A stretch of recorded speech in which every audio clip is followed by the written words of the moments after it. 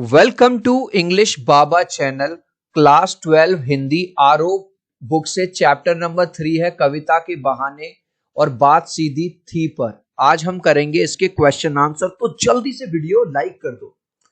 I hope children आपने video को like कर दिया है और अभी तक चैनल को सब्सक्राइब नहीं किया तो सब्सक्राइब कर दो सो दैट आपको हमारे सारे अपडेट्स मिलते रहें। चिल्ड्रन मैंने आपको ये क्वेश्चन आंसर समझाने के लिए इमेजेस का यूज किया है।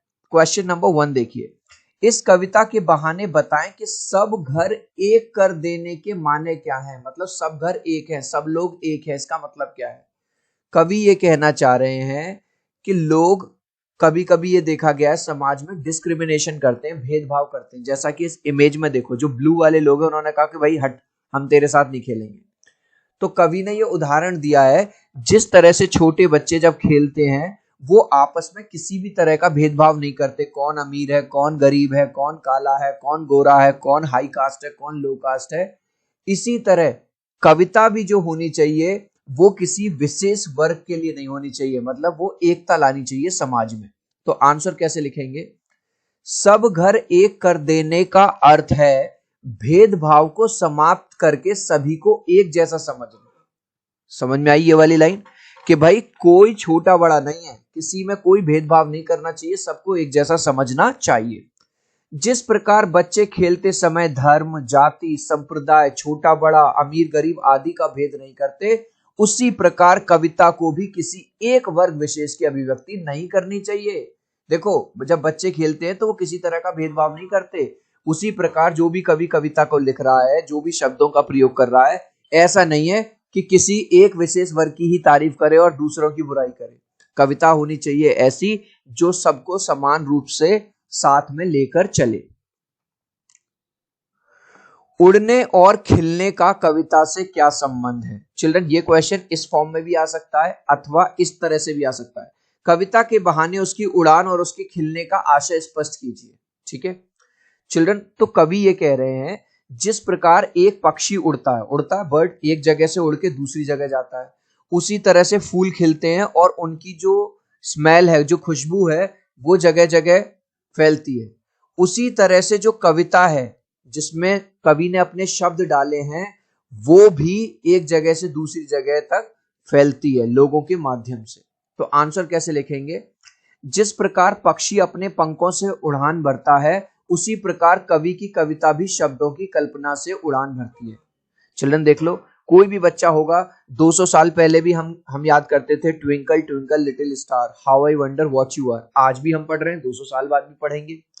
तो ये कह रहा है जिस तरह से पक्षी उड़ान भरता है ना एक जगह से दूसरी जगह, उसी प्रकार जो कविता है कवि की, उसमें जो वर्ड्स लिखे गए हैं वो भी इमेजिनेशन से उड़ान भरती है। इसलिए कहा गया है जहां न पहुंचे रवि वहां पहुंचे कवि। रवि का मतलब है सूरज, कि हो सकता है जो सूरज पूरे संसार भर को प्रकाश से भर देता है, कहीं कहीं उसकी किरणें नहीं पहुंच पाती, लेकिन कवि की लिखे हुए जो शब्द हैं वो वहां भी पहुंच जाते हैं जहां सूरज की रोशनी नहीं पहुंच पाती।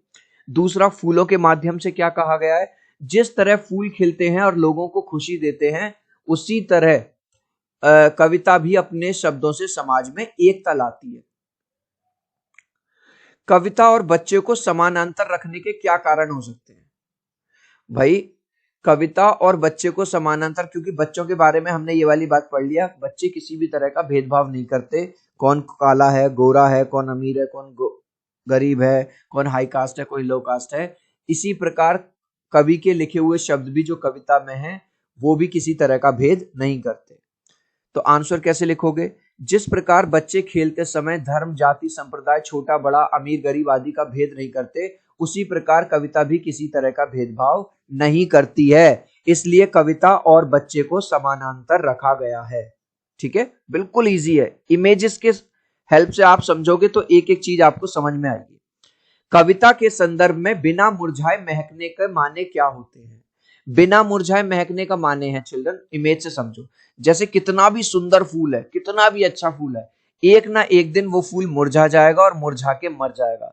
लेकिन कवि के द्वारा कोई लिखा हुआ पद, कोई कविता 200 साल पहले भी था, आज भी है और 200 साल बाद भी रहेगा।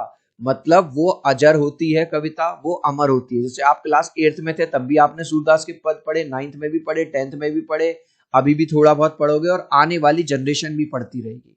तो आंसर कैसे लिखोगे? फूल चाहे कितना भी सुंदर क्यों ना हो, एक ना एक दिन मुरझाकर मर ही जाता है, परंतु कविता अजर अमर है। हजारों साल पहले लिखी गई कविता आज भी मानव जीवन को प्रेरणा देती है, हमें इंस्पायर करती है। नेक्स्ट, भाषा को सहूलियत से बरतने का क्या अभिप्राय है? तो कवि ये समझाना चाह रहे हैं कि हमें इजी वर्ड्स का यूज करना चाहिए। ठीक है, अगर कोई कवि जिससे सामने वाले पर्सन को हमारा कविता का क्या भाव है वो समझ में आ जाए। भाई अगर मैं जान पूछ के बहुत हार्ड वर्ड्स डालूंगा जो सामने वाले को समझ ही ना आए तो उससे तो कोई फायदा नहीं है। तो आंसर कैसे लिखोगे? इसका अर्थ यह है कि कवि को अपनी कविता में भारी भरकम या समझ में ना आने वाली शब्दावली का प्रयोग नहीं करना चाहिए। अपनी बात को सहज व व्यवहारिक भाषा में कहना चाहिए ताकि आम लोग, भाई जो ज्यादा पढ़े लिखे लोग नहीं है, वो भी कवि की भावना को समझ सके। बात और भाषा परस्पर जुड़े होते हैं, किंतु कभी कभी भाषा के चक्कर में सीधी बात भी टेढ़ी हो जाती है। जैसे चिल्ड्रन, अगर मुझे किसी को कोई बात कहनी है, अगर मैं उसको सीधा सीधा बोल दूंगा तो समझ में आ जाएगा। ठीक है, हमने थ्री इडियट्स में एक मूवी देखी, थ्री इडियट्स मूवी देखी थी, उसमें मशीन की लैंग्वेज जो है, डेफिनेशन जो है, आमिर खान उसको सिंपल जब लंबी चौड़ी बताता है तो वो कहता है कहना क्या चाहते हो।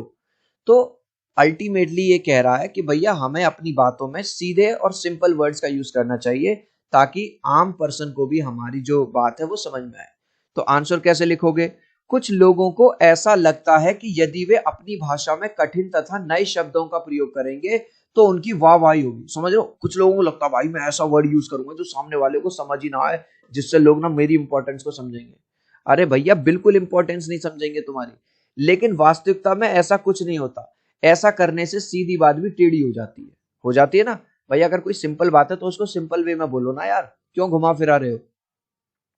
गाइज अभी तक आपने इस वीडियो को एक लाइक नहीं किया है तो आपसे रिक्वेस्ट करूंगा यार, अगर आपको मेरी मेहनत पसंद आ रही है तो प्लीज यार एक लाइक कर देना।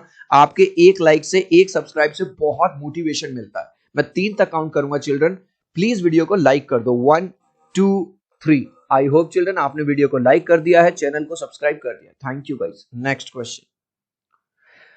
अब चिल्ड्रन ये मैच द कॉलम है, इधर मुहावरा दिया हो गया है, उधर उसकी विशेषता बतानी है आपकी। बात की चूड़ी मर जाना, बात की पेच खेलना। चलिए इसके आंसर्स देखते हैं।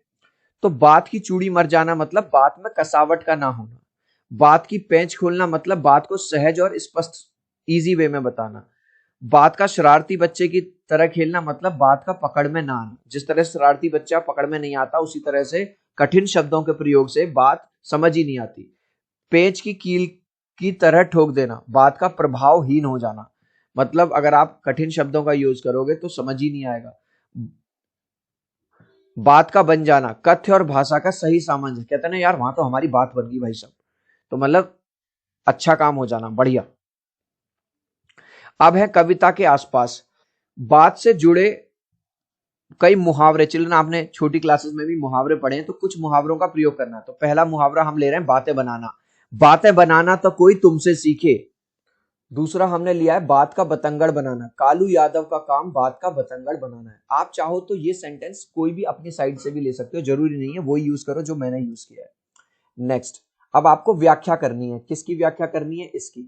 जोर जबरदस्ती से बात की चूड़ी मर गई और वह भाषा में बेकार घूमने लगी। मतलब ये कह रहा है कि कवि को ऐसा लगता था स्टार्टिंग में कि अगर मैं हार्ड वर्ड यूज करूंगा तो लोग मेरी इंपॉर्टेंस समझेंगे, लेकिन मतलब उल्टा ही पड़ गया, किसी को समझ में नहीं आया, कुछ नहीं आया। कवि कहता है कि वह अपने भाव को प्रकट करने के लिए नए शब्दों में उलझ गया। मतलब वो नए नए शब्दों डालने लगा अपनी कविता में और किसी को कविता समझ में ही नहीं आई, जिस कारण लोगों को कुछ समझ नहीं आया और कविता की गहराई समाप्त हो गई। तो कवि अल्टीमेटली कहना क्या चाहता है कि हमें बोलते समय, कविता लिखते समय, बात करते समय इजी वर्ड्स का, सरल शब्दों का प्रयोग करना चाहिए, ना कि हार्ड वर्ड्स का। इस लास्ट क्वेश्चन का आंसर आप मुझे दोगे कमेंट सेक्शन में, देखूंगा कितने बच्चे राइट आंसर देंगे। कविता में डैश शब्दों का प्रयोग होना चाहिए। कवि के हिसाब से कविता कैसी होनी चाहिए? जिसमें हार्ड वर्ड का यूज हो, या इजी वर्ड्स का यूज हो, या कॉम्प्लिकेटेड वर्ड्स का यूज हो। आप चाहो तो अपने आंसर में कमेंट में A B या C लिख देना, मैं समझ जाऊंगा। सो आई होप मेरा ये छोटा सा वीडियो आपको बहुत अच्छा लगा होगा। प्लीज वीडियो को लाइक कर देना, चैनल को सब्सक्राइब कर देना। अब हम मिलते हैं अगले वीडियो में। Bye bye.